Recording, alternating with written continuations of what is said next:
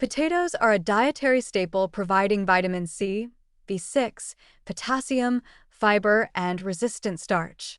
They're versatile, filling, and affordable. People consume potatoes frequently in various forms: baked, mashed, fried, roasted. This makes contamination concerns particularly relevant since exposure happens regularly.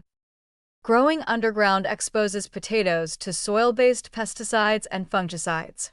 They absorb chemicals from the surrounding earth throughout their development.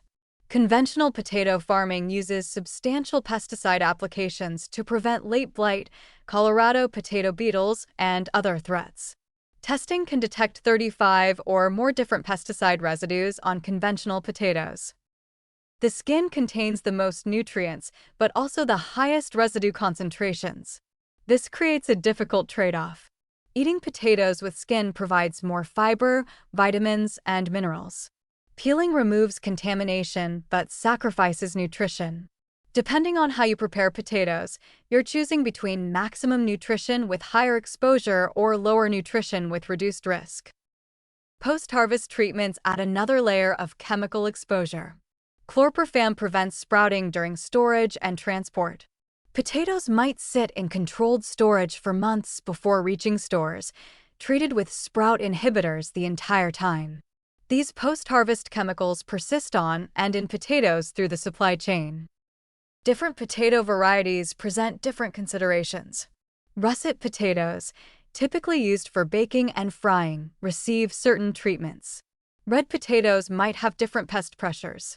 Fingerling potatoes are often grown by smaller producers with potentially different practices. Sweet potatoes, despite the name similarity, are entirely different plants with their own contamination profiles.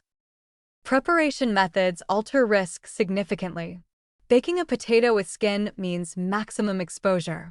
Peeling and boiling reduces contamination, but also reduces nutrients. Detailed peeling studies show you lose substantial percentages of fiber and certain vitamins when you discard the skin, but you also reduce pesticide residue by similar percentages. Organic versus conventional potatoes show nutritional equivalence. You're getting comparable vitamins and minerals either way. The difference is entirely about pesticide exposure. This simplifies the decision. If affordable, organic potatoes reduce contamination without sacrificing nutrition. Budget-conscious strategies acknowledge that organic produce costs more. If you can't afford all organic, prioritize organic potatoes when eating them with skin. If you're peeling potatoes for mashed potatoes or potato salad, conventional might be acceptable since peeling removes a substantial portion of residues.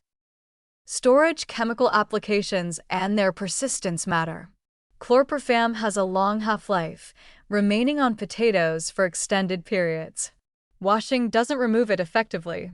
This means even if you buy potatoes weeks or months after harvest, sprout inhibitor residues likely remain.